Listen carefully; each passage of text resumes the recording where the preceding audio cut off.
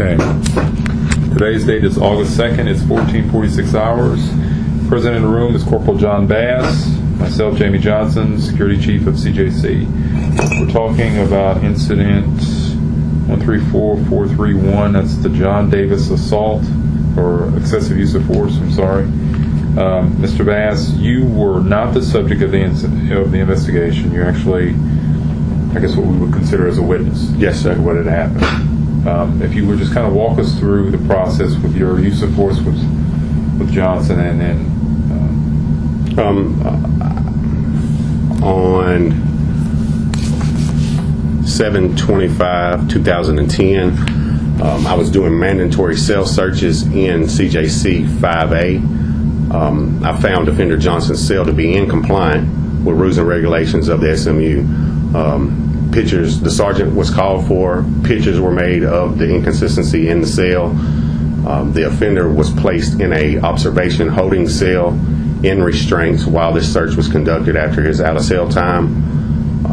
Was he handcuffed from behind or front? He was handcuffed in the front. He also had leg irons on. Okay.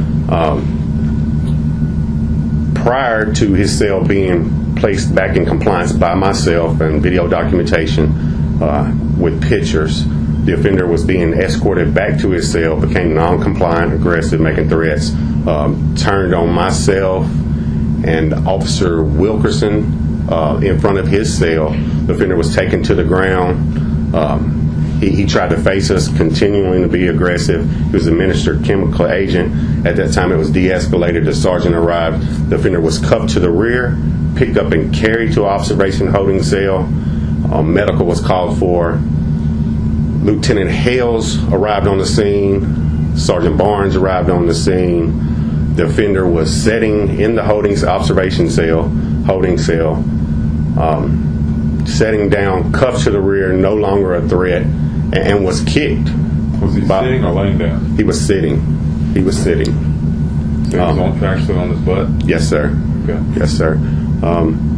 He was kicked by Lieutenant Hales. In my opinion, there was no more threat. The offender was restrained to the rear with leg irons in a holding cell. The last time I left the offender, the holding cell door was closed. Right.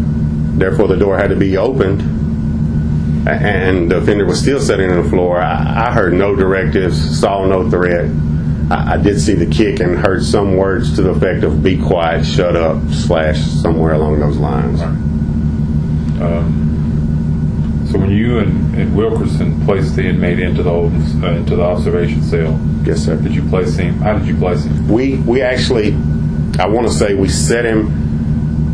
I want to say we laid him down and we set him up, and I believe that Wilkerson assisted in us carrying. It was me, Wilkerson, and Sergeant Allgood. All three of us carried him to that observation cell, placed him on the floor, and I can remember us setting him up, his upper torso, setting him upright.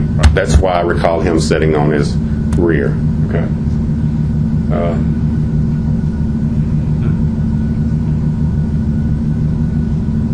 So he was handcuffed from the rear. He still has his leg irons on. Yes, sir. Did you ever hear Hales give him any directives to lay face down? I did not, sir. How far were you from the incident? Approximately 3 to 4 feet. Just. So you would have been. I was at the corner of the main 5A hallway, right, and the room with a direct line of vision. Right. So you'd have been within proximity to hear it if directives were given. Yes, sir. Did you hear the inmate yelling in the holding cell or the observation cell prior to I didn't hear him yelling. Of course, he was frustrated, and he was made threats even before the use of force. Right. He was making threats and gestures. Right. But as I've been taught and as I know, we have to overlook that and right, de-escalate the situation. And in my opinion, the situation was de-escalated. Right. Now I ask you this because it's not noted on your book on that report, but I do have a document that you submitted. Okay. To me and Mr. Weichel via email on 7/26. Why wasn't the kick noted in your initial incident report? At the time, and with this report, There have been other questionable incidents. I did not trust the chain of command, Right. and I made the proper phone calls to report this, and I wasn't going to put it out on JMS Right. to report it that way, and I took it up the chain of command due to a trust issue, sir. Okay. Okay.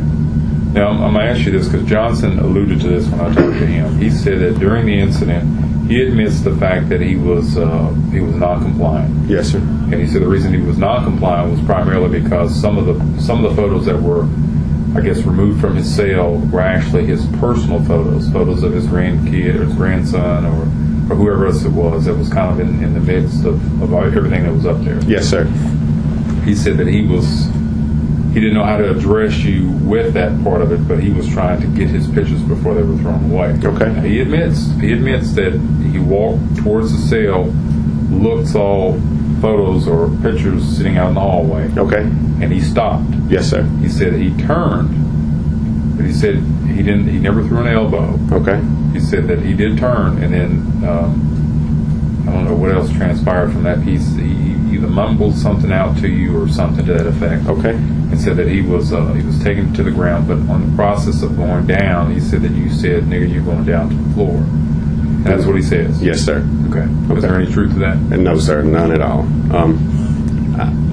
I am not a racial person, and besides the fact, even if I was, I'm a professional. None of the photos were personal family photos, sir. There were pictures made of his bunk.